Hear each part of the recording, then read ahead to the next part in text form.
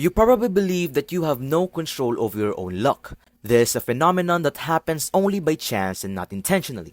This is what Isagi Yoichi believed for so long until his match with Rin in the second selection. After his defeat against Rin's team in chapter 85, Isagi asked Rin why he wasn't able to defeat him. Rin's response was that it was just a mere coincidence. I really want to delve deeper and understand Blue Lock's concepts when it comes to luck and how it is represented in different parts of the story. Well, without further ado, this is the concept of luck in Blue Lock.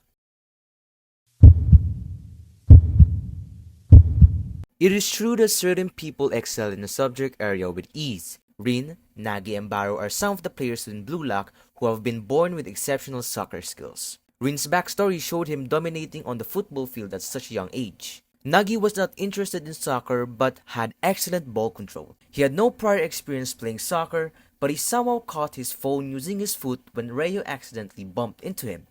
This was also the case with Barrow, as he too at a young age destroyed each opposing team with his skills and egoism. This is the kind of luck you have no control over. Good genetics comes from parents or their family who also have good genetics. Although they're born lucky, this talent would be useless and wasted without honing one's skills. Creating your own luck just means working on your weaknesses to increase your chances of success. But how does one increase his chances of getting hired? Research the company, their needs, and how you can contribute to their team.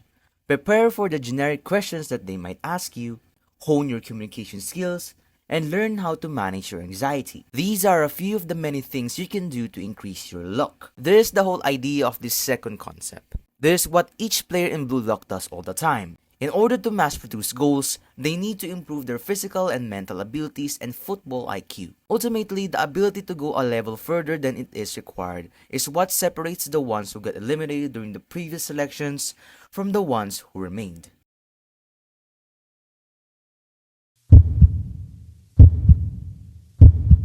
There are characters in the story who are firm believers that their luck is from a more powerful being. They believe that if you have the right mindset, or if you're open to it, luck will be granted to you.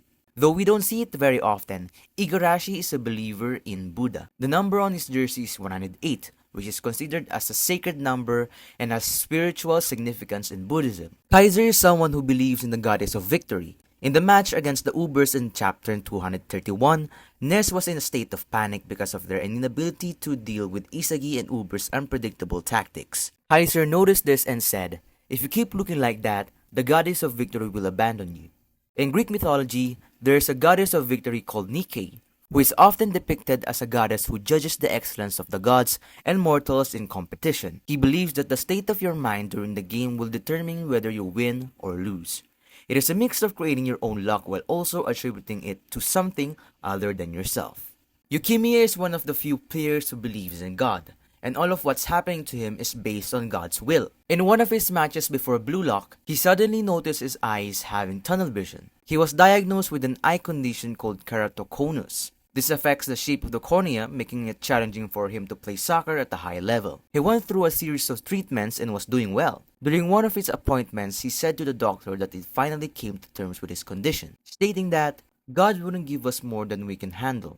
He believes that God wouldn't give him that condition if he wouldn't be able to overcome it. Now that we all know the three concepts of luck, I want to touch on what Ego Jinpachi said to Isagi and the others after their match in the second selection. And this is what Ego calls the mechanism of luck.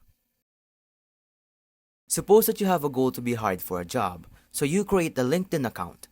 But instead of searching and applying for job offers, you're waiting idly. In the second situation, after you made the LinkedIn account, you actively search for job offers that match your skills and apply to as many of them as possible. There is a huge difference between both situations, and both of them significantly impact your chances of success. One situation simply waited without making an effort to apply to job offers, while the other took an effort and applied to as many job offers as possible.